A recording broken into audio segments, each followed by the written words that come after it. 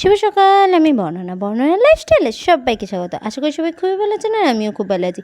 আর দেখো সকালবেলা আমি আর বর্মশাই চলে যাচ্ছি বাজারে। তো বর্মশাই এগিয়ে গেছে আর এখানে রাস্তাটা ভীষণই খারাপ। তো যাই হোক আস্তে আস্তেই যাচ্ছিলাম আমি। আর যাব হচ্ছে বাপির দোকানে। বাপির দোকান কেন যাব বলছি, আমি না একটু ওই আমাদের বাড়িতে তো নারায়ণ আছে, তো নারায়ণকে না ফল মিষ্টিতে একটু পুজো দেবো। তো দেওয়া হয়নি, আমি এসেছি শুক্রবারে, দেওয়া হয়নি কালকে। আর আজকে ওই জন্য সকালবেলা বেরিয়েছি। আর কালকে তো তোমাদের দেখালাম না যে প্রচণ্ড ঝড় বৃষ্টি হচ্ছিলো, তো সন্ধ্যাবেলা আর বেরিয়ে গিয়ে আর ফল মিষ্টিটা কেনা হয়নি, সেই জন্য আজকে সকালেই যেতে হচ্ছে। আর সকালবেলা এত রোদ্দুর, দেখো সকালবেলা এখন প্রায় ওই 8টা সাড়ে 8টার মতো বাজে। দেখে মনে হচ্ছে দুপুর মনে হয় 12টা সাড়ে 12টা বাজে, এত রোদ্দুরের তাপ বাপরে। তারপরে দেখো ফল, ঠাকুরের মিষ্টি, একটু সমস্ত কিছু কিনে নিয়ে এবার বাড়ি ফিরছি। আর বাড়ি গিয়ে হচ্ছে মাকে আমি না প্রচণ্ড তাড়াতাড়ি করেই কিনেছি তখন। আর বাজারে এতই ভিড় যে তখন আর সেই মুহূর্তে ভিডিও করা হয়নি।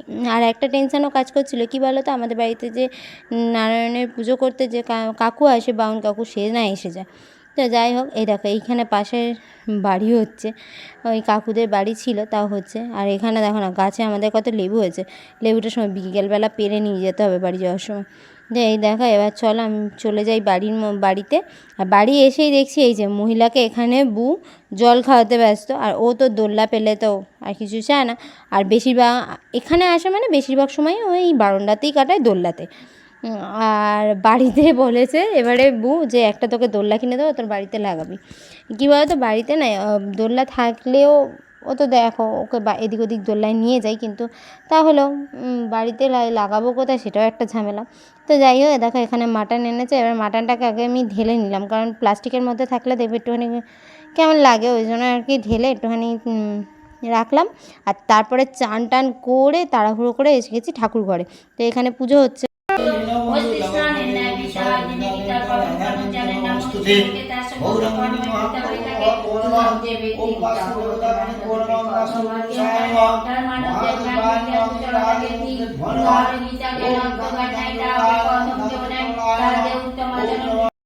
পুজো করতে করতে দেখো এখানে নতুন হচ্ছে গীতা পাঠও করছে।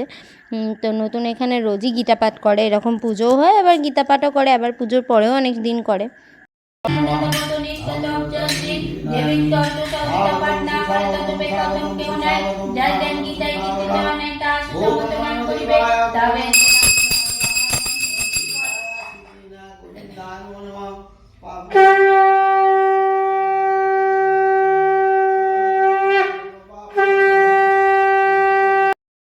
পুজোটা শেষ হয়ে গেছে, তারপরে মাকে মানে বাড়িতে আর কি সবাইকে একটু প্রসাদও দিয়ে দিয়েছি। আর এখানে এই দেখো মা মুড়ি মাখিয়ে বলছে যে মানু খাবি, তা আমি আর মা মুড়ি খেতে বসেছি। আর মাকে বললাম মা তুমি একটুখানি আমাকে খাইয়ে দেবে। তো যাই হোক মা এখানে তো শুনে একদম সে কী বলবো, খুব খুশি হয়ে গেল যে মা মেয়ে বলেছে খাইয়ে দিতে। আর কী বলো তো, যতই বড় হও না কেন মায়ের হাতের এই খাওয়ানোটা সবাই মিস করো, তাই না বলো? যারা আমার মতো বিবাহিত তারা তো বেশি মিস করো। আর মাও কথা জিজ্ঞেস করছিল যে রান্নার ওখানে কী সব কাটা টাটা হয়েছে কিনা। তারপরে দেখো এখানে মাটন বসানো হয়েছে, আর গোটাই আজকে আলু দেওয়া হয়েছে, কারণ সবাই বলেছে যে গোটা আলু দাও, কেটে আলু দেওয়ার দরকার নেই। আর আলুটা ভাজাও হয়নি, একদম কাঁচা অবস্থাতেই আর কি মশলার সাথে দিয়ে কষানো হচ্ছে।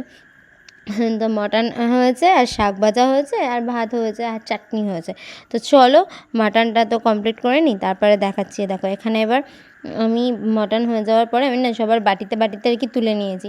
অভিও এসেছে, তো বর্মশাই রয়েছে, আর বাড়ির সবাই রয়েছে, ওই জন্য সবাইকার জন্যই আলাদা করে বাটিতে আর কি তুলে নিয়েছি।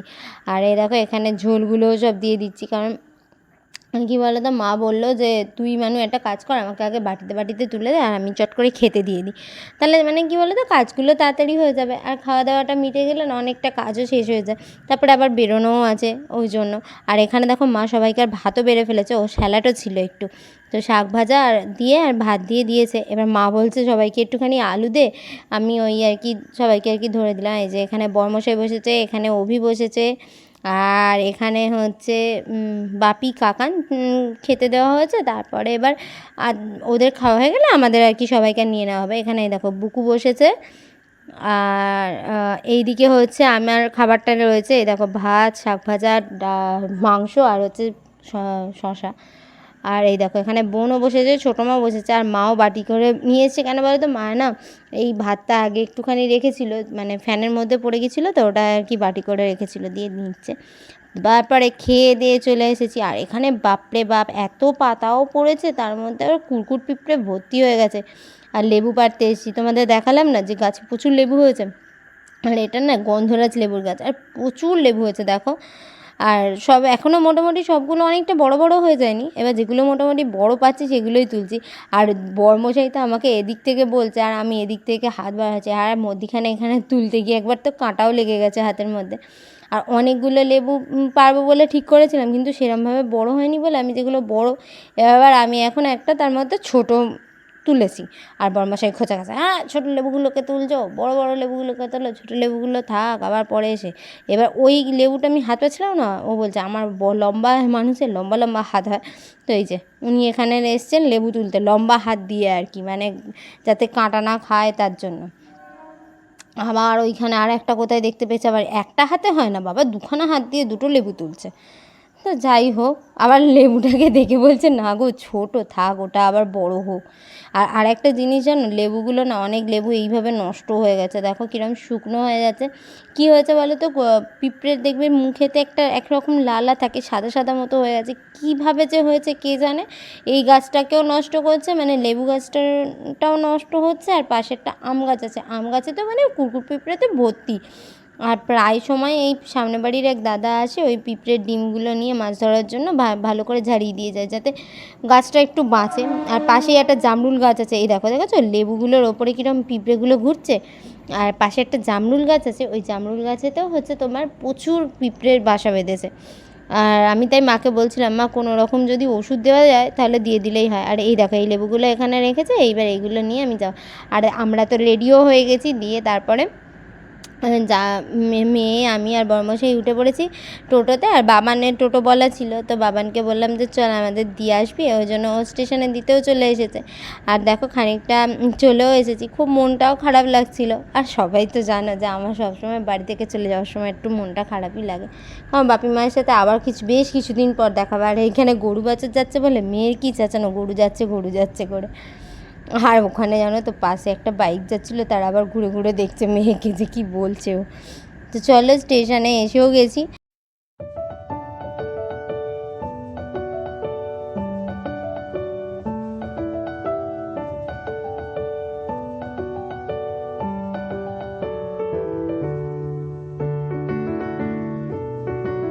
উঠে পড়লাম ট্রেনে, এবার যাব হাওড়া। আর ট্রেনটা মোটামুটি খুব একটা ভিড় ছিল না, ফাঁকা ফাঁকাই ছিল।